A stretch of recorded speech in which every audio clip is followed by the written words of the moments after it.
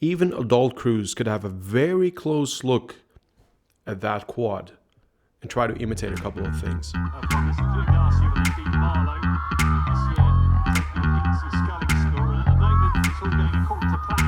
I didn't say this in the intro, but the quad, in my humble opinion, is one of the most difficult boat classes to row fast. I mean, everybody can row a quad. You just put 4 people in a quad and somehow they will get along. The boat is not going to sink.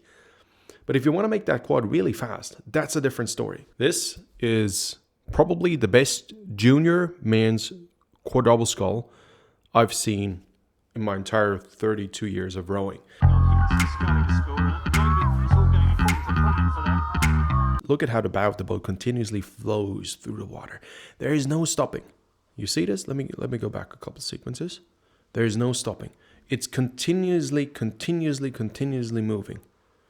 Once more, continuously moving. A boat flow that is kept alive at the catch is worth gold. How do you do this? It has everything to do with body weight distribution. Here at the catch, just before your blade starts to enter the water, this is where you have to have what I call light hands.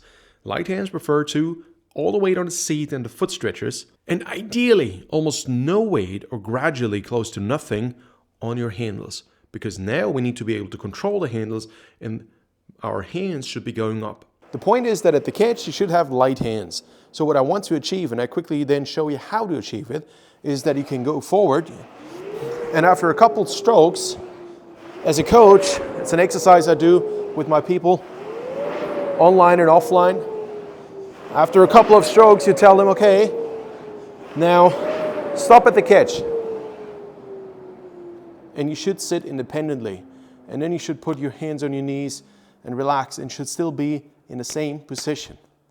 What should not happen is that you do that. Okay, hands on our knees. Oh, finally. Because if this happens, you know that the position wasn't a good one in the first place. All right, how do you get that position? Here are the cues that I give my athletes that are easy to follow. A, at the finish, when you go forward, make sure your seat goes back a tiny bit. And please don't bend your knees too early, because if you bend your knees early, what happens? Your butt goes forward, when in reality you want to angle it backward so the entire torso is aligned. And B, when you do that and your butt goes a tiny bit back, you angle the sit bones correctly, don't overextend your arms. Keep them fairly loose. You don't need to do that, but keep them fairly loose. And when you come forward, I like to bring the handles out with my thumbs a tiny bit. Here, not this way. It's a loose grip. And then here, for me, it feels like elegance. Of course, there's a bit of weight down, but not much. And then here in, always be ready to do that.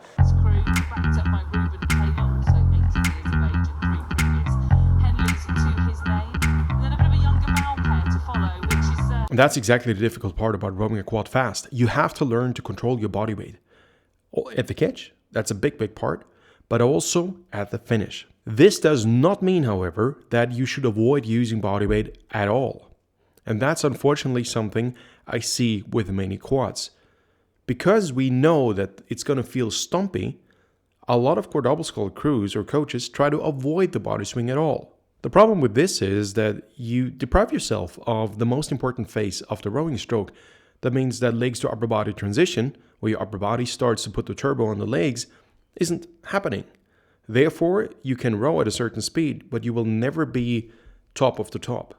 Typical quad problem. So, going 25 is not a big deal. Yeah, you can do this. It's okay. But what do you do when you go up to a 40?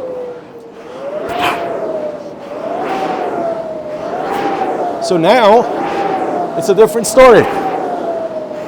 And now you have to control your body weight much more. And if we look at that sequence right here, let me play it in real time and in slow motion. All 4 are using body weight, but not to a degree that would be hindering for the boat speed. Let me play it once more. Here. Legs to upper body. They're all very conservative with their upper body use at the catch. They try to hold it, and then when the legs and upper body start to work together, They're all four doing it at the same time. This is when the gearing starts to feel too light all of a sudden for you coaches out there. When you coach a crew and their force curves start to match up in a double or in a quad, they will report that from one stroke to the next, the gearing appears to feel too light when in fact you haven't changed anything. This is when they match up the force curves, and this is when they really start to move the boat together. And that's what we see here. The upper body swing done to the degree where it is beneficial horizontally, and it's not taking away from the boat stability vertically. That means they don't get into that stumpy motion because they stop the upper body before this is happening. It takes a lot of precision in the drive. But they still do not neglect to use the upper body swing at all. They are using upper body swing, but only to a degree that makes sense. So they're not falling for the trap of not using it, but they're also not using it too much. Ladies and gents, we can all learn from this. If there's something that makes the essence of a quad, this is it. Having light hands at the catch, therefore avoiding the stompy motion at the catch, and still using upper body swing, but not overdoing it at the finish to a degree where you would generate stompy motion because your body weight just moves you up and down. How can you achieve this? How can you achieve that your upper body is stable at the finish, but you still use upper body swing? 2 steps. Remain connected with your foot stretchers at the finish. Don't overextend the legs, that's not good. But remain in contact with the foot stretchers. Second point, at the finish, loosely bring the upper abs out. Not much, you don't have to do this.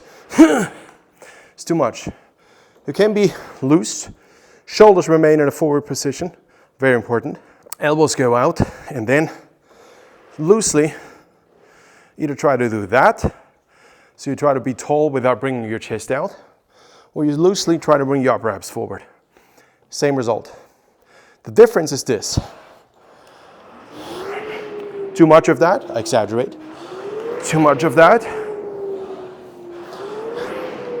Or stable.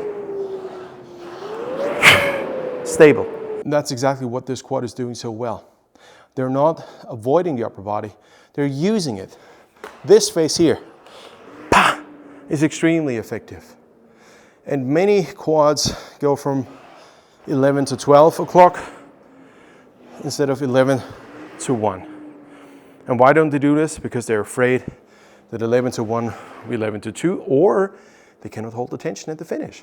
That they do that. Why would you do that at the finish? That's because if a bit of your body weight is on your handles at the catch, because you go forward like that, you start the drive with decreasing upper body weight from your handles. So you would do that. Now, if you stabilize your torso with an upward motion at the catch, you will continue with the motion because you can't just stop it. This is how you stabilize your torso when this immense leg load is going through. So of course you're going to follow that and therefore be in a position already like this at the finish. Upper body way too far back when your legs are not fully extended. And of course you will go into that pony ride backswing. So you roll like this. This is when you have these massive sideways, and especially in a quad. In order to avoid this, many teams do that. They don't focus too much on reducing upper body weight at the catch because they don't make the connection. Here, they're focusing on doing this. So they dip their weight at the catch, they use the upper body early, and in order not to use it too much at the finish, they stop upright. The trick is to reduce body weight at the catch. It's absolutely simple. You just have to make the connection. That's the bar rower, the world's best rowing machine.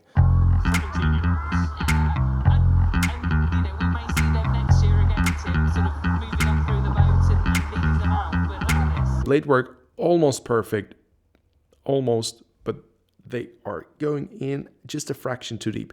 It's the last bit of refinement that's missing here. But hey, come on. We're talking about juniors. These are not Olympic athletes. Now look at the lat and low trap suspension. In almost all of my previous videos, I said the latissimus dorsi and the lower traps have to be suspended if you want to have an effective drive. And this is exactly what they're doing. Look at that. All of them have the lat suspended, where those beautiful yellow lines are. The lats go down that far. And they have the low trap suspended. So of course it appears that the shoulders are suspended. But that's just the appearance. In fact, I don't want to necessarily suspend the shoulders. That's just a means of purpose. What I want to achieve is the lats. Here, the lats being suspended. And this is how far they come down. That's the suspension I'm looking for. And on top of that, the lower traps. That when you're starting to use the upper body, you can use your quads to trigger the antagonists and therefore trigger the entire back extension chain. But these muscles have to be suspended before. If they're not suspended, they're just firm and tight but not suspended, the upper body swing is never going to be as effective. So naturally, this is, I think, the reason why all of them sit pretty round. This is not a typical British thing to do. Correct me if I'm wrong. Please put it in the comments. But in my humble opinion, and the way I believe I see it, is that most rowers in the UK tend to have a very upright upper body, almost putting the chest out rather than putting the upper abs forward, and that almost makes it impossible to have that suspension. This almost reminds me of the Danes in the early to mid 2000s. I did a video on that. That suspension is extremely effective, although it can be too much, because if you look at 2-seat here, that's too much. But this has nothing to do with suspension. This is simply a lack of mid to low torso stability. This could be a lack of full range of motion strength in the low torso. This also has downsides, but probably the ideal position is 4-seat, 3-seat, and 1-seat. And I'm pretty sure 2-seat can do something about that.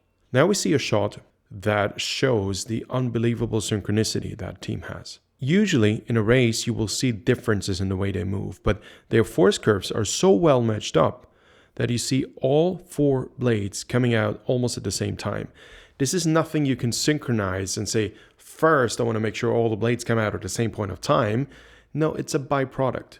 Of course it's desirable, but it's the effect of having a perfectly synchronized drive. And it's not so much the body motion when you go through the drive, it is the effect you have on a boat, the suspension you have, the load you have on a blade consistently.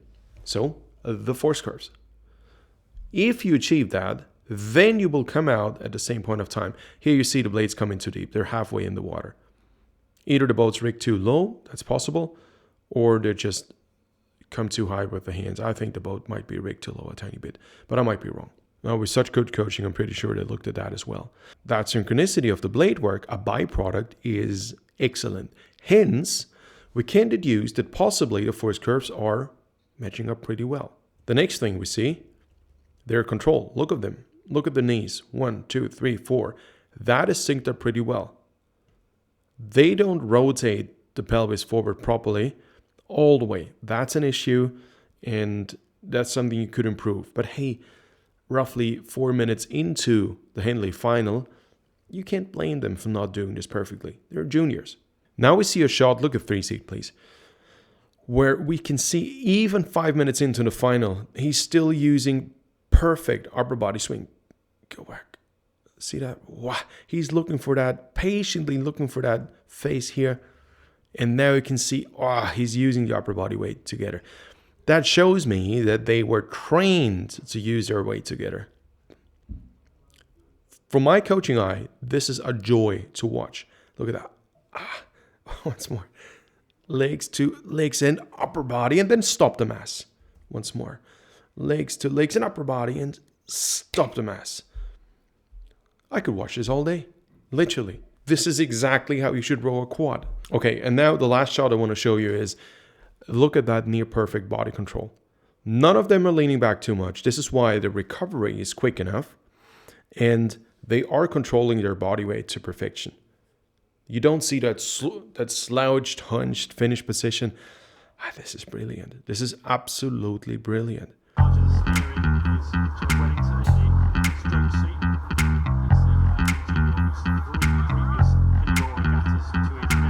Now I recommend you go and watch the original footage, because this is really interesting. What Henley World Regatta makes possible to let us watch these high quality races for free on YouTube is spectacular. So please go and subscribe to their channel. I link it in the video description. And I really recommend you watch all of these races. Whenever you have time, do it. It's time wisely spent. Not everybody will have perfect technique, but you see excellent, high quality rowing. My name is Aram. I'm a rowing coach and I build the world's best rowing machines. I started to row when I was 10 years old, started to coach when I was 14. And with this channel, I'm trying to pass on the experience I gained. It doesn't mean I know everything. I'm still learning. I'm on a hunt to become the best possible coach I can be. So I'm valuing all the feedback that you can provide and tell me, hey, I disagree because of this and that, or I agree because of this and that. Help me to become a better coach. I really appreciate that. Thank you very much for watching. Thank you for subscribing and being on that journey with me. For me, YouTube is an exciting journey. It's where I can share my passion for the sport. It shaped my life when I was 10 years old, and I could not imagine life without rowing. If you want to work with me, I write comprehensive training programs that include mobility, strength training, cardiovascular development, and of course, rowing technique development. I do this through online courses, live online Zoom classes that take place every week, and also online one-on-one sessions. I coach people online in their boats and also on their bi-rowers or on their linear rowing machines, whatever you have available. But I also do in-person camps. This year, for example, in Vienna, Austria. If you want to learn more, go to aramtraining.com or send me an email, info@aramtraining.com. Hey Aram, I would like to work with you. How can we do this?